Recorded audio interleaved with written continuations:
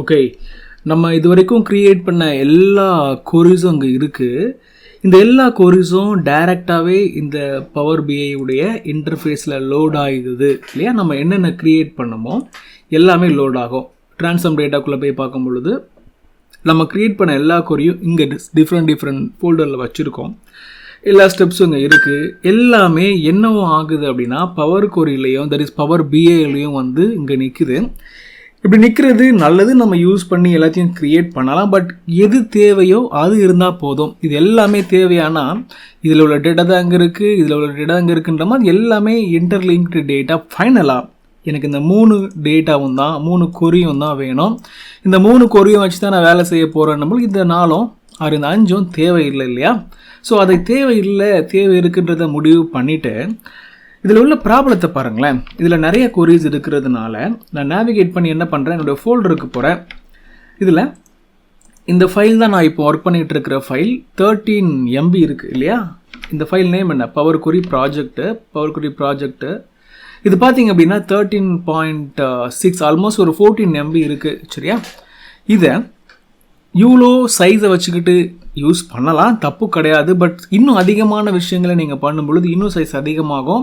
எப்போவுமே பார்த்தீங்கன்னா power B என்ன பண்ணோம், ஒரு எக்ஸல் பிவட் டேபிள் மாதிரி இருக்கிற டேட்டாவெல்லாம் எப்படி பிவட் டேபிள் வந்து உள்ள டெம்பரவரி மெமரியில் ஒரு பேக்கப் வச்சுக்கிட்டு அது ஒர்க் ஆகுமோ அந்த மாதிரி எல்லாத்துக்கும் ஒரு கனெக்ஷனை க்ரியேட் பண்ணிவிட்டு இங்கே எடுத்து ஒரு டெம்பரவரியாக ஒரு டேட்டாவாக ஸ்டோர் பண்ணிட்டு தான் பவர் பி ஒர்க் ஆகும் இல்லையா. ஸோ அந்த ஃபண்டமெண்டலில் எல்லாத்தையும் எடுத்துக்குது, எல்லாத்தையும் லோடு பண்ணிவிட்டு ஒர்க் பண்ணுறதுனால 13.3 MB 14 MB கிட்ட வந்துருச்சு. இது எப்படி குறைக்கிறது? சின்ன லெவல்லையே நம்ம இதை தெரிஞ்சுக்கும் பொழுது பெரிய டேட்டா கிட்ட நீங்கள் விளையாடும் பொழுது கூட இதை நீங்கள் அழகாக ஹேண்டில் பண்ண முடியும். இதில் என்ன பண்ணலாம் அப்படின்னா, நம்ம ட்ரான்ஸ்ஃபார்ம் பண்ணுற ஒர்க்கை நம்ம திருப்பி ஸ்டார்ட் பண்ணுவோம். ட்ரான்ஸ்ஃபார்ம் டேட்டாக்குள்ளே திருப்பி உள்ளே போயிட்டு எல்லா கொரியும் என்னால் பார்க்க முடியுது. இப்போ இதில் இந்த 3 4 5 கொரி எனக்கு வேணும். பட் இன்டைரக்ட்லி இங்கே இருந்தால் போதும், அங்கே டைரெக்டாக வர வேண்டாம் அப்படின்னு தோணும் பொழுது நீங்கள் இந்த முக்கியமான இந்த 3 மட்டும் வச்சுக்கிட்டு இதெல்லாம் டெலீட் பண்ணணும்னு நான் சொல்ல வரல. இது எல்லாத்தையும் நீங்கள் என்ன பண்ணலாம், எனேபிள் ஆகாத மாதிரி அங்கே லோட் ஆகாத மாதிரி செட் பண்ணலாம். எப்படி பண்ணுறதுன்னு பாருங்கள். இப்போ இந்த 3ஐயும் நீங்கள் ரைட் கிளிக் பண்ணி பார்த்தீங்கன்னா எனேபிள் லோடுன்றது டிக் ஆகிருக்கு, செக் ஆகிருக்கு. எல்லாத்துலேயும் அதே மாதிரி தான் இருக்கும் பார்த்தீங்களா. எல்லாத்துலேயும் அந்த மாதிரி செக் ஆகிருக்கிறதுனால அது அங்கே எனேபிள் ஆகிருக்கும், அந்த இடத்துல லோடு ஆகிக்கிட்டே இருக்கும். நான் என்ன பண்ணுறேன், ஃபஸ்ட்டு 2021 நான் எனேபிள் லோடை செக் பண்ணி விட்டுறேன். சொல்லுது பாசிபிள் டேட்டா லாஸ் வார்னிங், அதாவது disabling load will remove the table from the report and any visuals that use its columns will be broken.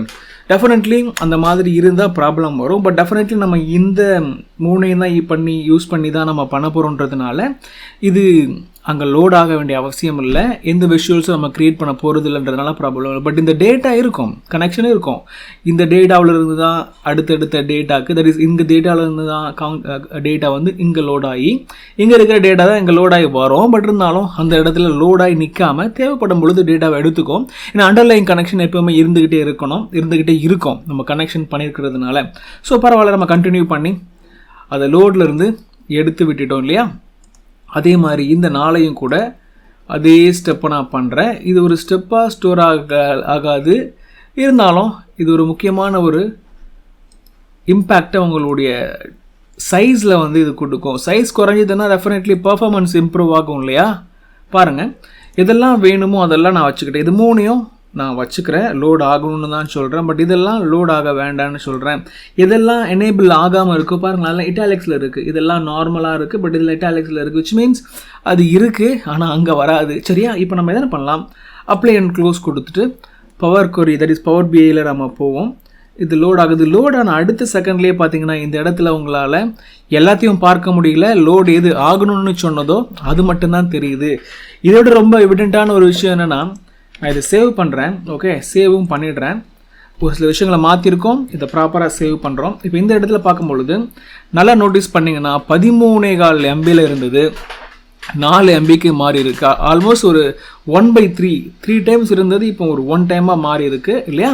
இந்த மாதிரி இம்பேக்ட் இருக்கும் பொழுது பர்ஃபார்மன்ஸில் உங்களுக்கு பயங்கர இம்ப்ரூவ்மெண்ட் இருக்கும்.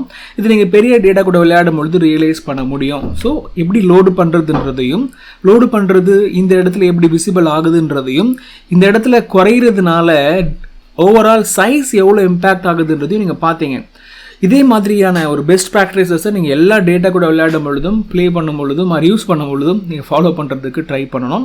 அடுத்த டுட்டோரியலில் இதை இன்னும் கொஞ்சம் அடுத்த லெவலில் நம்ம பார்க்கலாம்.